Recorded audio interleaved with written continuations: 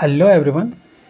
तो आज हम देखने वाले हैं जो हमारा वीकली करंट अफेयर का, जिसमें हम 8 सितंबर से लेके 15 सितंबर के बीच जो भी खबर हैं उसके बारे में हम देखेंगे। इसमें आप देखेंगे कि द हिंदू से, PIB, Dainik Jagran and other sources से लिया गया है, जिसे मैं हिंदी में से आने की प्रेजेंट कर रहा हूं। तो आप इसमें देख सकते हैं, जिसमें कि हम क्वेश्चन के थ्रू इनके बारे में देख सकते हैं वीकली करंट अफेयर में क्या हुआ और एक घटना के बारे में। अब देखते हैं हम क्वेश्चन के थ्रू किस तरह से करते हैं। तो सेशन स्टार्ट करने से पहले अब यदि आप इस चैनल में आप नए हो तो चैनल को सब्सक्राइब कर लीजिएगा और बेल आइकन बटन को प्रेस कर दीजिएगा, तो जिससे कि मेरी आने वाली वीडियो की नोटिफिकेशन आपको मिलती रहे, जो कि हर वीकली हम जो करंट अफेयर को कवर कर रहे थे इसके थ्रू। तो अब चलते हैं हम कि फर्स्ट क्वेश्चन देखते हैं आज का फर्स्ट क्वेश्चन क्या बोलता है। तो फर्स्ट क्वेश्चन बोलता है कि भारत अफ्रीका शिखर सम्मेलन कब हुआ। तो यह कौन सा शिखर सम्मेलन था, तो इसमें हम देख लेते हैं। जो वर्ष 2015 में हुआ, यह तीसरा संस्करण था। कौन सा वर्ष 2015 में शुरू हुआ, कौन सा संस्करण था, तीसरा। और सेकंड ऑप्शन क्या बोल रहा है इसमें, वर्ष 2010 में यह पहला शिखर सम्मेलन था। और फिर तीसरा बोल रहा है वर्ष 2014 में हुआ, यह दूसरा शिखर सम्मेलन था। ऑप्शन 4 क्या बोल रहा है, वर्ष 2017 में हुआ, यह चौथा शिखर सम्मेलन था। तो इसका सही उत्तर है वर्ष 2015 में हुआ जो तीसरा शिखर सम्मेलन था। तो फिर चलते हैं हम नेक्स्ट क्वेश्चन में। नेक्स्ट क्वेश्चन क्या बोल रहा, हाल ही में कोरबा डायमंड माइन जो 3106 कैरेट हीरे की खोज की गई, यह हीरे की खोज कहाँ पर हुई। तो फर्स्ट ऑप्शन क्या, बोत्सवाना, सेकंड में बोलीविया, थर्ड में चाड, फोर्थ में सूडान। तो इसका सही उत्तर मिलेगा हमको, इसका सही उत्तर है बोत्सवाना।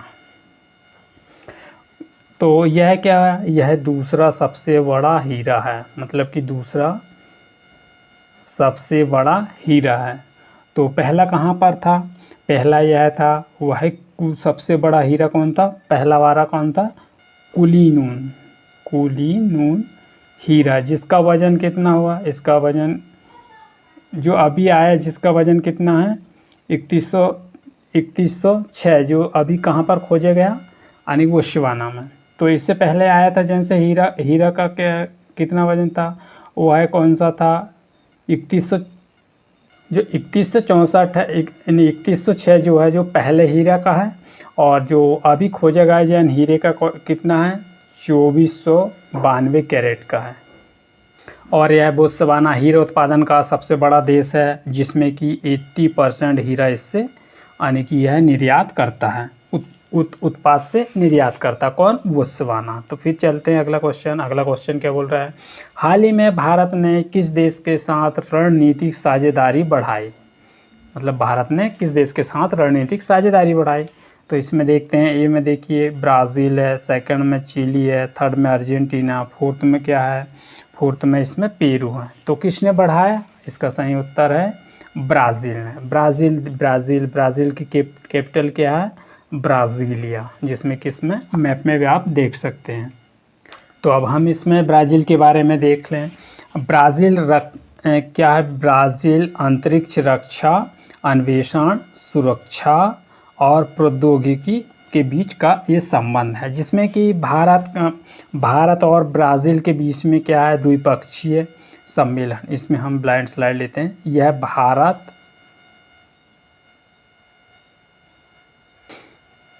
भारत और ब्राज़ील के बीच में क्या है, यह द्विपक्षीय सम्मेलन, जैसे कि BRIC, ब्रिक्स है, IBSA है, G4 है, G20 है, BSA है, और फिर अंतरिक्ष सुरक्षा संगठन, जैसे कि आप देख सकते हैं इसमें क्या WPO है, WTO है और यूनेस्को जैसे आदि इसमें सम्मिलित है। तो फिर चलते हैं अब इसके बारे में अगला क्वेश्चन देख ले। अगला क्वेश्चन क्या है,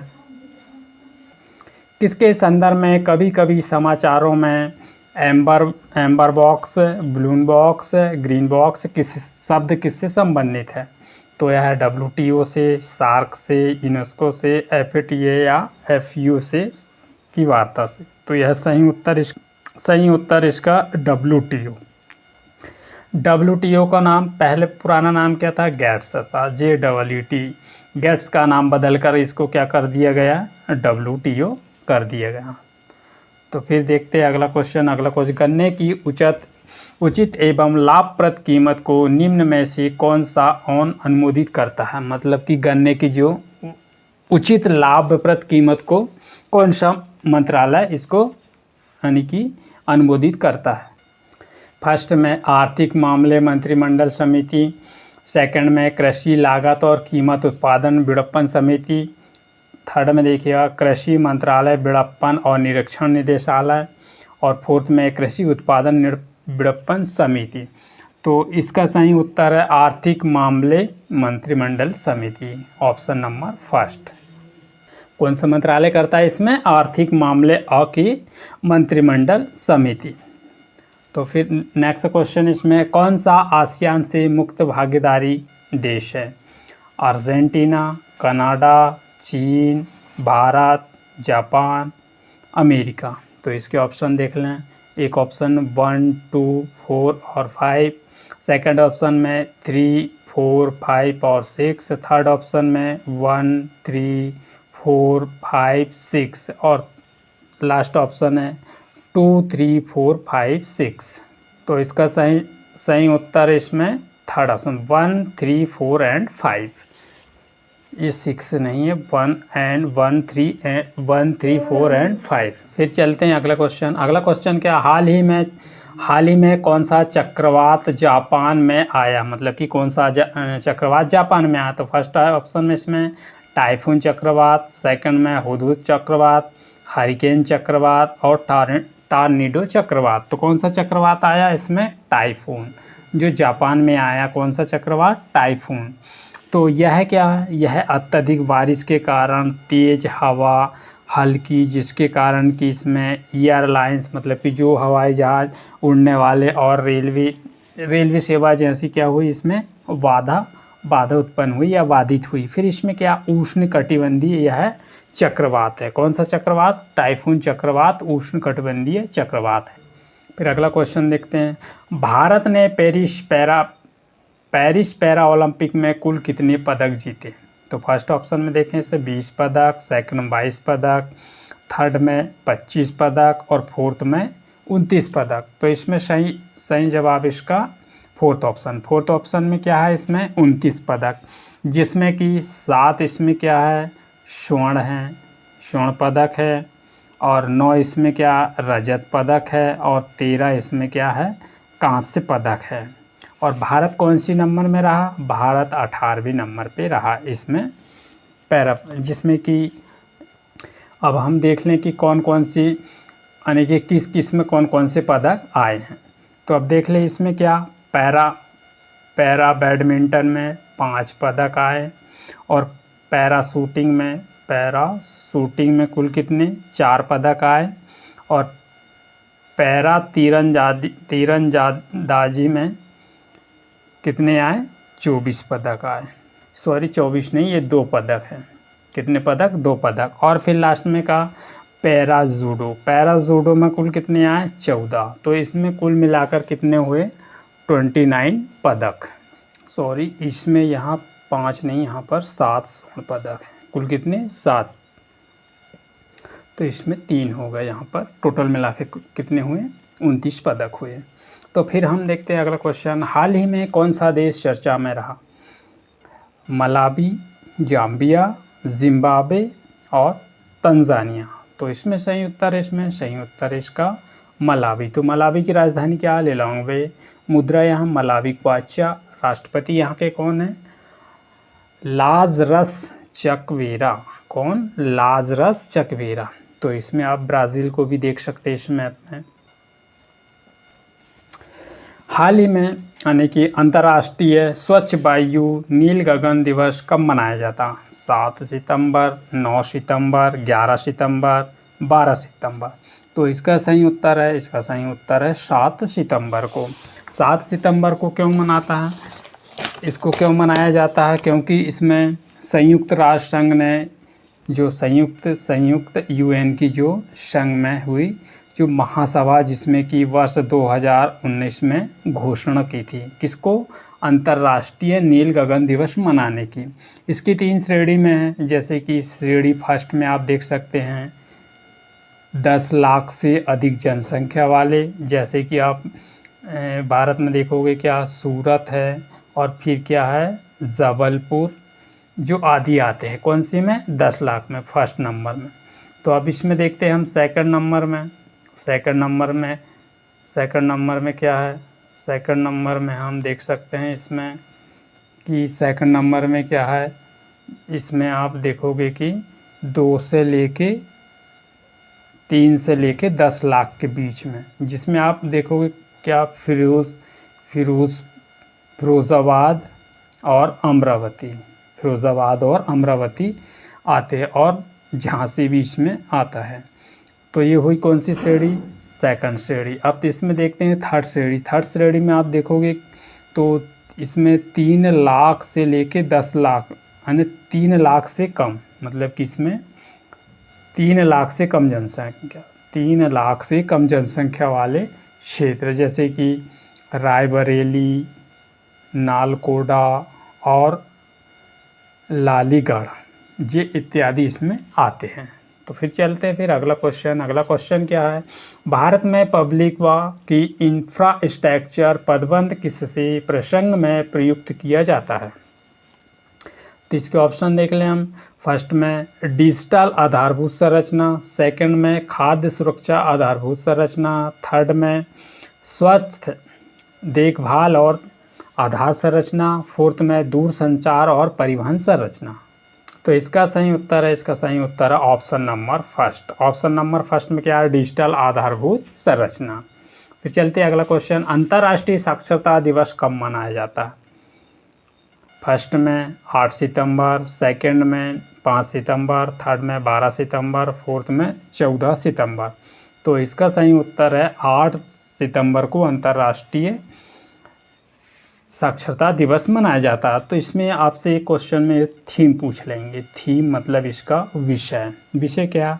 promoting PROMOT multi national education literacy for mutual intermediate dam and peace. तो इसका हिंदी में क्या हुआ? बहुभाषी शिक्षा को बढ़ावा देना, आपसी समझ और शांति के लिए साक्षरता प्रदान करना। तो इस प्रकार की इसकी क्या है? इसकी थीम बोलें या विषय बोलें। फिर अगला क्वेश्चन है, उड़ीसा के चांदीपुर स्थित एकीकृत परीक्षण रेंज में सफलतापूर्वक प्रक्षेपित किया अग्नि 4 का, अग्नि 3 का, अग्नि 1 का और त्रिशूल का। तो इसमें किसका परीक्षण किया? ऑप्शन नंबर 1 अग्नि 4 का। तो अब किसने परीक्षण किया? DRDO, defence research development organisation है। तो इसमें देख सकते हैं आप, इसमें अंतर्राष्ट्रीय महाद्वीप की ये क्या है? बैलिस्टिक मिसाइल है। इसकी श्रृंखला की ये मिसाइल है जो कि सतह में वार करती है, और रेंज इसकी कितनी है? जो सतह में वार करती है, रेंज है इसकी 4000 किलोमीटर इसकी रेंज है। किसकी? अग्नि 4 की। तो फिर देखते हैं अगला क्वेश्चन। भारत के लिए शत्रु संपत्ति संरक्षण CPI का कार्यालय इसके अंतर्गत एक प्राधिकरण है। तो यह किसके अंतर्गत आता है? तो इसमें फर्स्ट में विदेश मंत्रालय, सेकंड में रक्षा मंत्रालय, थर्ड में गृह मंत्रालय और फोर्थ में प्रधानमंत्री मंत्रालय। तो यह किसके अंतर्गत आता है? तो यह आता है गृह मंत्रालय। किसके अंतर्गत आता है? ये गृह मंत्रालय के अंतर्गत आता है। कौन सा?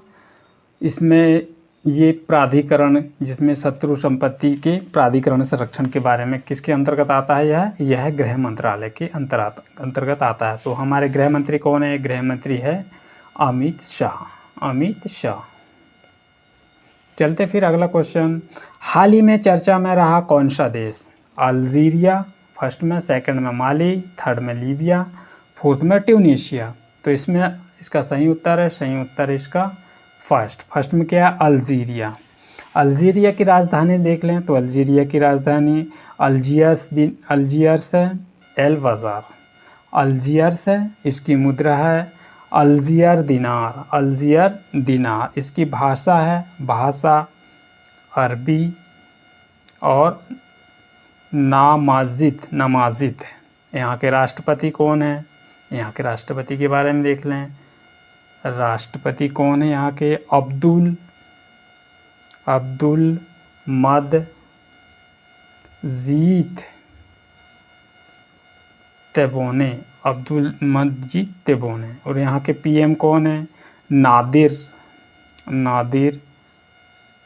लारबोई। कौन है? नादिर लारबोई। कहाँ के? अल्जीरिया के प्रधानमंत्री। चलते फिर अगला क्वेश्चन में इसमें आपको ये बताना कि कौन सा कथन इसमें गलत है। फर्स्ट ऑप्शन, व्हीलर द्वीप का नाम बदलकर अब्दुल कलाम द्वीप कर दिया गया, ये फर्स्ट ऑप्शन है। सेकंड ऑप्शन, व्हीलर द्वीप बंगाल की खाड़ी में उड़ीसा के पश्चिम तट पर स्थित है। और थर्ड ऑप्शन इसमें देखिएगा, व्हीलर द्वीप पश्चिम बंगाल की दक्षिण में पश्चिम बंगाल की खाड़ी में स्थित है। फोर्थ ऑप्शन, व्हीलर द्वीप बंगाल की खाड़ी में उड़ीसा के पूर्वी तट पर स्थित है। तो इसमें हमको यह बतलाना है कि कौन सा कथन गलत है। तो इसमें सही उत्तर है ऑप्शन नंबर सेकंड है, क्योंकि यह व्हीलर द्वीप उड़ीसा के पश्चिम तट पर नहीं है और यह पूर्वी तट पर है। फिर चलते अगला क्वेश्चन, क्षेत्रीय व्यापक आर्थिक भागीदारी शब्द अक्सर समाचारों पत्र में के एक मामले में के संदर्भ को प्रकट करता है। तो इसका ऑप्शन नंबर ए में क्या है? G20, और ऑप्शन बी में आसियान, ऑप्शन सी में Shanghai cooperation organisation, option D में इसमें शाह। तो इसमें सही जवाब है, इसमें सही उत्तर है आसियान, ऑप्शन नंबर बी। चलते फिर अगला क्वेश्चन में है, हाल ही में भारत के को किसने क्षेत्रीय व्यापक आर्थिक भागीदारी में शामिल होने का पुनः विचार करने का सुझाव दिया? तो इसके ऑप्शन देख लें। ऑप्शन में फर्स्ट में विश्व बैंक ने, ऑप्शन में एडीबी ने, ऑप्शन 3 में IMF ने, ऑप्शन 4 में UN ने। तो यह प्रस्ताव वर्ल्ड बैंक ने दिया है। किसने दिया है? World bank. तो इसका ऑप्शन नंबर ए फर्स्ट। तो फिर अगला क्वेश्चन है, हाल ही में चर्चा में श्रीलंका का कौन सा बंदरगाह है? तो इसके ऑप्शन देख लें। तो ऑप्शन फर्स्ट में कोलंबो बंदरगाह, ऑप्शन बी में त्रिकोली माली बंदरगाह, ऑप्शन सी हम्बनटोटा बंदरगाह, ऑप्शन डी गैले बंदरगाह। तो इसका सही जवाब है, इसका सही उत्तर है कोलंबो बंदरगाह। तो इसके बारे में देख लें। त्रिकोली क्या है? त्रिकोली बंदरगाह यह विशेष प्रकार का क्या है? यह आर्थिक विशेष के लिए प्रसिद्ध है। किसके लिए? आर्थिक विशेष के लिए। कौन सा? त्रिकोली। फिर हम्बनटोटा यह है, इसे कौन से नाम से जानते हैं? मामापुरम, या जिसे कि महिंद्रा राजपक्षे के नाम से जानते हैं। किसे? महिंद्रा राजपक्षे पोर्ट के नाम से जानते हैं। और यह क्या है? समुद्री अंतरिक्ष बंदरगाह, समुद्री अंतर्देशीय बंदरगाह है। कौन सा? हम्बनटोटा। तो हम इसके श्रीलंका के बारे में देख लें। श्रीलंका के राष्ट्रपति महिंद्रा राजपक्षे और पीएम है रनिल विक्रमसिंघे। कौन है? रनिल विक्रमसिंघे। तो चलते हैं फिर अगला क्वेश्चन, हाल ही में चर्चा में कौन सा देश रहा? फर्स्ट में सूडान, सेकंड में इथोपिया, थर्ड में चाड, फोर्थ में लीबिया। तो इसमें सही उत्तर इसमें ए। कौन सा देश? सूडान। तो सूडान की राजधानी क्या? खार्तूम है। यहाँ की भाषा अरबी और अंग्रेजी है। और मुद्रा सूडानी पॉन्ड है। और यहाँ के पीएम उस्मान उस्मान हुसैन है, जो कि कार्यवाहक के रूप में कार्य करते हैं। फिर अगला क्वेश्चन, हाल ही में ईरान ने कौन सी मिसाइल लॉन्च की? फतह 360, फतह 200, फतह 250, फतह 120। तो कौन सी की थी? ऑप्शन नंबर ए फतह 360, जो कि क्या है, एक बैलिस्टिक मिसाइल है। क्या है? बैलिस्टिक मिसाइल है। इसका वजन आपको मिलेगा 787 किलोमीटर। यह लगभग कितने 120 से लेके 300 किलोमीटर की रेंज तक की यानी कि दूरी में वार कर सकती है। कौन सी? फतह 360 बैलिस्टिक मिसाइल। फिर अगला क्वेश्चन है, हाल ही में चर्चा में रहा युद्ध अभ्यास भारत और कौन सा देश के बीच रहा? तो इसके लिए ऑप्शन, फर्स्ट ऑप्शन फ्रांस है, सेकंड में अमेरिका है, थर्ड में इजराइल है, फोर्थ में जापान है। तो इसका ऑप्शन है ऑप्शन नंबर 2। कौन सा? अमेरिका। तो फिर देख लें अगला क्वेश्चन। अगला क्वेश्चन क्या है कि भारतीय अक्षय ऊर्जा विकास एजेंसी लिमिटेड के संदर्भ में निम्नलिखित में से कौन सा कथन सही है? तो इसके लिए ऑप्शन देख लें। यह एक पब्लिक लिमिटेड सरकारी कंपनी है। ऑप्शन 2 में देख लें क्या लिखा है इसमें, यह एक गैर बैंकिंग वित्तीय कंपनी है। तो अब इसके ऑप्शन देख लें। ऑप्शन फर्स्ट में केवल फर्स्ट, सेकंड में केवल 2, थर्ड में 1 और 2, फोर्थ में ना तो फर्स्ट और ना तो सेकंड। तो इसमें हमको देखने को मिलेंगे दोनों, कि दोनों इसमें सही हैं। ऑप्शन नंबर फर्स्ट भी सही है और ऑप्शन नंबर सेकंड भी। ऑप्शन फर्स्ट क्या है? यह एक पब्लिक लिमिटेड सरकारी कंपनी है और यह एक गैर बैंकिंग वित्तीय कंपनी है, तो इसीलिए ऑप्शन दोनों सही हो। तो अगला सवाल है, हाल ही में भारत ने किस देश के साथ मैत्री पाइपलाइन शुरू की है? तो इसके लिए ऑप्शन है Bangladesh, option B Nepal, option C Myanmar और फोर्थ में है अफगानिस्तान। तो इसका सही उत्तर है, सही उत्तर ऑप्शन नंबर ए। किसके साथ? बांग्लादेश के साथ। तो फिर अगला क्वेश्चन, कैंसर ग्रस्त ट्यूमर के उपचार के संदर्भ में साइबर नाइफा नामक एक उपकरण चर्चा में रहा। यह संदर्भ निम्नलिखित में से कौन सा कथन सही है? तो इसके लिए ऑप्शन देख लें। यह एक रोबोटिक इमेज या गाइडलाइन सिस्टम है। यह विकिरण की अत्यधिक सटीक दोष प्रदान करता है। थर्ड में देख लें, इसमें सब मिलीमीटर या सटीकता प्राप्त करने की क्षमता होती है। ऑप्शन 4 में देख लें, यह शरीर के ट्यूमर को प्रसार की मैप कर सकता है। इसके लिए ऑप्शन है ऑप्शन नंबर 4, यह शरीर में ट्यूमर के प्रसार को मैप कर सकता है। कौन? ये यानी कैंसर ट्यूमर। फिर देखते हैं अगला क्वेश्चन, अटल नवप्रवर्तन इनोवेशन मिशन किसके अधीन स्थापित किया गया है? तो इसके लिए ऑप्शन देख लें। ऑप्शन फर्स्ट में विज्ञान और प्रौद्योगिकी विभाग, ऑप्शन 2 में श्रम और रोजगार मंत्रालय, ऑप्शन 3 में नीति आयोग, ऑप्शन 4 में कौशल विकास और उद्यमिता मंत्रालय। तो इसका सही उत्तर है नीति आयोग ने। किसने? नीति आयोग ने। फिर देखते हैं अगला क्वेश्चन, नीलगिरी माउंटेन रेलवे के बारे में निम्नलिखित में से कथन पर विचार कीजिए। इस प्यार के नीलगिरी रेलवे स्टेशन की ऊंची टायर ट्रेन कहा जाता है। इसे नीलगिरी की ऊंची टायर ट्रेन कहा जाता है, जो पहली बार 15 जून 1899 की पहाड़ियों पर चढ़ी थी। ऑप्शन इसका सेकंड देख लें, फर्स्ट ये है। सेकंड में 2005 में नीलगिरी माउंटेन रेलवे को यूनेस्को की विश्व धरोहर सूची में रूप में इसको मान्यता दी थी। तो इसके लिए हम देख लें ऑप्शन फर्स्ट में केवल फर्स्ट, ऑप्शन में सेकंड में केवल 2, ऑप्शन सी में 1 और 2, ऑप्शन डी में नाइदर 1 नाइदर 2। तो इसका सही उत्तर है ऑप्शन सी, क्योंकि ये दोनों को ही मान्यता दी थी। फिर अगला क्वेश्चन है, हाल ही में छत्तीसगढ़ में कौन सी जनजाति चर्चा में रही? तो option A Pahari Korba, option B Munda, option C Banjara, option D Baiga.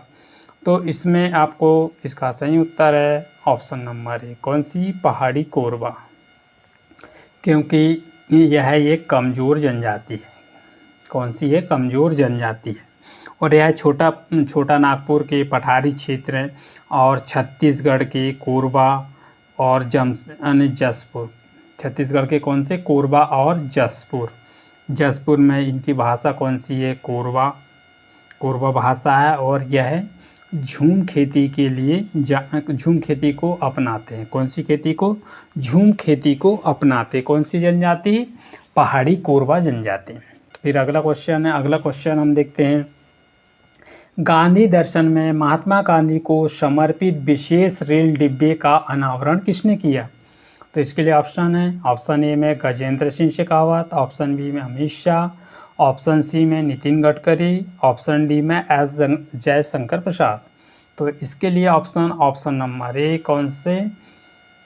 Gajendra Singh Shekhawat, जो केंद्रीय सांस्कृतिक मंत्री हैं। कौन? गजेंद्र सिंह। अमित शाह गृह मंत्री, नितिन गडकरी और Jaishankar Prasad external affair ministry है। फिर देखते हैं अगला क्वेश्चन क्या है?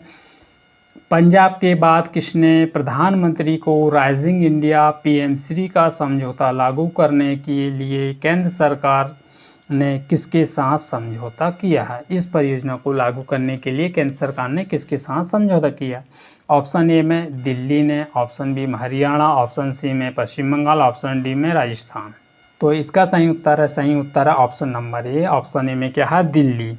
क्योंकि यहाँ कुल 14,500 से अधिक क्या है? पीएम-श्री स्कूल स्थापित किए गए। पीएम-श्री स्कूल स्थापित करने के लिए डिज़ाइन किए गए। कितने? 14,500 पीएम-श्री स्कूल को डिज़ाइन करने के लिए कहा गया। फिर देखते हैं अगला क्वेश्चन क्या? हाल ही में इजराइल और हमास संघर्ष चर्चा में रहा, क्यों रहा? तो इसके लिए ऑप्शन है रफा क्रॉसिंग, बी में क्रॉसिंग, सी में रिवर और सी में केरन क्रॉसिंग। तो इसका सही उत्तर है रफा क्रॉसिंग। तो यहाँ के पीएम कौन है? यहाँ के पीएम है फिलाडेल्फी कॉरिडोर के फिलाडेल्फी कार्यों के नियंत्रण में है। कुल कितना है? 1400 किलोमीटर लंबी भूमि, जो कि कहाँ पर है? यह भूमि है गाज़ा और मिस्र के बीच में है। यहाँ पर राफा क्रॉसिंग, जैसे कि आप इसमें देखोगे कि यहाँ पर ये क्या है? भूमध्य सागर है। इसके आसपास इजराइल भी है और इजराइल के साथ कौन सा?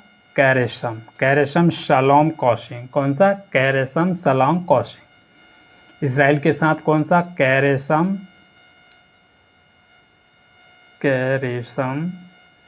शलोम क्रॉसिंग, जो किसके साथ है? इजराइल के साथ है।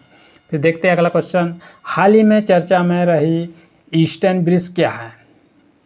तो ईस्टर्न ब्रिज के बारे में इसमें ऑप्शन नंबर टाइपिंग एरर है, तो मैं ऑप्शन नंबर फर्स्ट बनाता हूँ। इसमें क्या है? भारतीय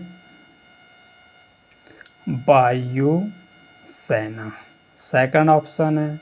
इसमें सेकंड ऑप्शन रॉयल ओमान वायु सेना। तो इसके लिए ऑप्शन फर्स्ट सही है, ऑप्शन सेकंड और फिर थर्ड में क्या है? दोनों फर्स्ट और सेकंड, फोर्थ में क्या है? डी। तो इसका सही जवाब है दोनों ऑप्शन दोनों कौन से? भारतीय वायुसेना और रॉयल ओमान की वायुसेना, ये दोनों के बीच में यह है। फिर चलते हैं अब यह कौन सा? यह 7वां संस्करण है। कौन सा संस्करण? 7वां, जो कि ओमान के मसीरा एयर बेस में आयोजित, कहाँ पर? ओमान के मसीरा बेस में आयोजित किया जाएगा। इसको ओमान के मसीरा बेस में आयोजित किया जाए। यह हवा से हवा में और ज़मीन से होने वाले ऑपरेशन एवं लॉजिस्टिक समन्वय है। यह भारत एवं ओमान के मध्य में, यह भारत एवं ओमान के मध्य कौन सा अभ्यास होता है? नसीम अल बहर किसके बीच में? भारत और ओमान के बीच में यह सैन्य अभ्यास होता है, नसीर अल बहर। फिर देखते हैं अगला क्वेश्चन। अगला क्वेश्चन क्या है? निम्नलिखित कथनों पर भारी उद्योगों पर विचार कीजिए। मतलब कि जो सबसे भारी उद्योग है उसके बारे में हमको बतलाना है। तो इसमें क्या है? फर्स्ट में उर्वरक संयंत्र है, सेकंड में तेल शोधक है और कारखाने, और थर्ड में है क्या? इस्पात संयंत्र। तो यह उपयुक्त कितने उद्योगों पर विकास में कार्बन से हरित हाइड्रोजन के लिए महत्वपूर्ण भूमिका होती है? तो इसके लिए ऑप्शन, फर्स्ट ऑप्शन केवल फर्स्ट, सेकंड में बी में केवल 2, सी में ऑल 3 मतलब कि तीनों, और फोर्थ में नॉन ऑफ दिस। तो इसका सही उत्तर है सी, मतलब इन तीनों में इसका उपयोग किया जाता है। तो फिर देखते हैं अगला क्वेश्चन। अगला क्वेश्चन क्या? हाइड्रोजन ईंधन सेल वहन विनाश के रूप में निम्नलिखित एक उत्पाद करते हैं। मतलब कि फर्स्ट में ए में NH3, सेकंड में CH4, थर्ड में सी में है H2O, फोर्थ में H2O2। तो इसका सही उत्तर है, इसका सही उत्तर देखते हैं H2O, किसमें? जल में। चलते हैं फिर अगला क्वेश्चन देखते हैं। हाल ही में चर्चा में रहा हम बोट संग्रहालय किस देश में है? तो इसका फर्स्ट ऑप्शन ए में जर्मनी के बर्लिन में, और बी यूनाइटेड किंगडम में, सी में फ्रांस, फोर्थ डी में क्या है? स्विट्ज़रलैंड। तो इसका सही उत्तर ऑप्शन नंबर ए, कहाँ पर? जर्मनी, जिसमें कि भारत के विदेश मंत्री और जर्मन के बर्लिन में। भारत के विदेश मंत्री कौन है? External affair minister Jaishankar. और जर्मनी के बर्लिन में, जर्मनी की जो बर्लिन है वहाँ पर किसका अनावरण किया? सांची स्तूप का पूर्वी द्वारा की दौरा किया। पूर्वी द्वारा किसके? इसका दौरा किया। फिर देखते हैं अगला क्वेश्चन। निम्नलिखित ऐतिहासिक स्थानों पर विचार कीजिए। अजंता की गुफाएं फर्स्ट में, सेकंड में लेपाक्षी मंदिर, थर्ड में सांची स्तूप। इसके लिए ऑप्शन है, ऑप्शन नंबर ए केवल 1, ऑप्शन बी में केवल 2, ऑप्शन सी में बोथ 1 and 2, और डी में इसमें क्या? None of this. तो इसका सही उत्तर ऑप्शन नंबर सी, कौन से? 1 और 2 दोनों, 1 और 2 सांची स्तूप नहीं है। तो इसमें कौन कौन से हैं? अजंता की गुफा और लेपाक्षी मंदिर है।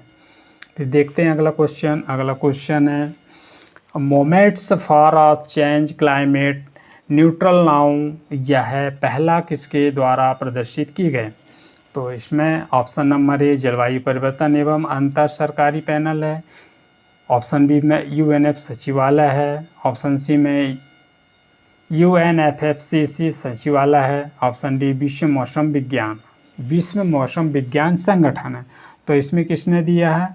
UNFCC, मतलब कि ऑप्शन नंबर सी में। तो इसका करेक्ट आंसर है। देखते हैं अगला क्वेश्चन। विश्व आत्महत्या दिवस कब मनाया जाता है? विश्व आत्महत्या दिवस कब मनाया जाता है? तो इसके लिए ऑप्शन है ए में 10 सितंबर, ऑप्शन बी में 12 सितंबर, ऑप्शन सी में 9 सितंबर, ऑप्शन डी में 15 सितंबर। तो इसका सही उत्तर है 10 सितंबर को। यह प्रतिवर्ष मनाया जाता है, जिसमें कि विश्व भर में होने वाली घटना लगभग कितनी 70 लाख के आसपास लोगों की मृत्यु होती है, जिसमें कि 15 से लेके 29 आयु वर्ष के जो नौजवान होते हैं उनकी ज़्यादा, इसमें युवाओं की ज़्यादा एक्सीडेंट के जरिए मौत होती है, आत्महत्या की रोकथाम के लिए। तो इसकी थीम या विषय इसमें तृतीयक विषय changing the narrative on Sensodyne. इसका हिंदी में क्या हुआ? आत्महत्या और मानसिक स्वास्थ्य। आत्महत्या और मानसिक स्वास्थ्य। फिर देखते हैं अगला क्वेश्चन। पहला विश्व आत्महत्या दिवस कब मनाया गया? इसके लिए ऑप्शन नंबर ए 10 सितंबर 2003 को, ऑप्शन नंबर बी में है इसमें 11 सितंबर 2004, सी में है 12 सितंबर 2006 और डी में है 13 सितंबर 2008। तो इसका सही उत्तर है option number A. Option number A में क्या है? ऑप्शन नंबर ए में है 10 सितंबर। 10 सितंबर को विश्व आत्महत्या दिवस मनाया जाता है। इसकी पहल किसने की थी? इसकी पहल की थी WHO ने, वर्ल्ड हेल्थ ऑर्गेनाइजेशन ने। इसका मुख्यालय हम कहाँ मिलेगा? जिनेवा, स्विट्जरलैंड में। तो फिर देखते हैं अगला क्वेश्चन क्या? हाल ही में चर्चा में रहा